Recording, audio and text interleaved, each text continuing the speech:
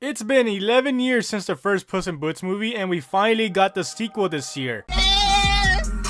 My Cinemark was showing this movie for an early screening event for a day only, so I of course had to go watch it instead of waiting for another month for it. This was actually my first time watching an early screening of a film that was going to release a month later. The trailer for the movie got me excited for it, so I walked into the screening with an open mind, and the movie didn't disappoint, not at all, especially for a sequel. It might be the best sequel since Shrek 2, Kung Fu Panda 2, and How to Train Your Dragon 2. I'll try to make this a spoiler-free review for the first time, so bear with me on this. Before we begin, if you are new here to the channel and enjoy Sonic and pop culture, subscribe with notifications on to not miss any new videos. Thank you so much. Anyways, with that out of the way, let's speed into the review.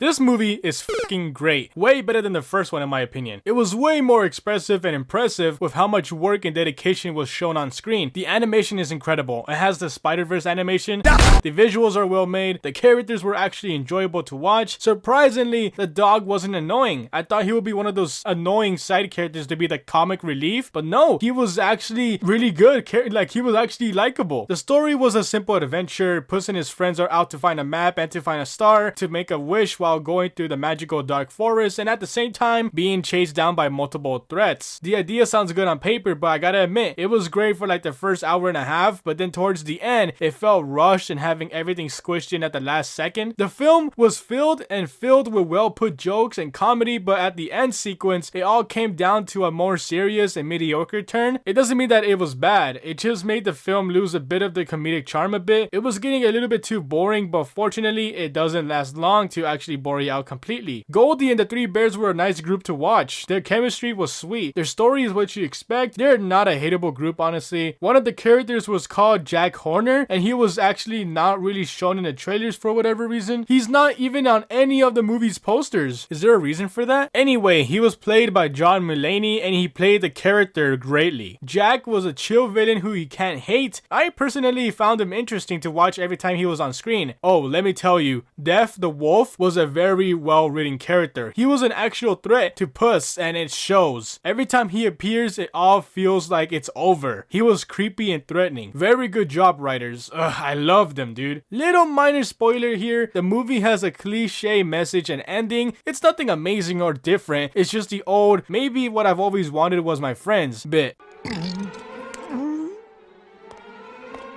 It kind of made me roll my eyes a little bit, but I wasn't expecting anything else for the end, honestly. There were also some unnecessary scenes in the film that didn't add too much to the plot, and that made me drop the score down a little bit. Also, Puss says that he's Puss in Boots so many times that it actually got annoying after the first few times he said it. I am Puss in Boots. I am Puss in Boots. Like, dude, we get it, but like, come on. Overall, I don't have many complaints about the film. It might actually be one of the best DreamWorks movies we had in a while. I highly recommend giving it a watch once it comes out next month. The wait is worth it. I give this movie a 7.5 out of 10. I might be giving them a little too much credit, but I honestly really fucking enjoyed it. So, fantastic job, DreamWorks.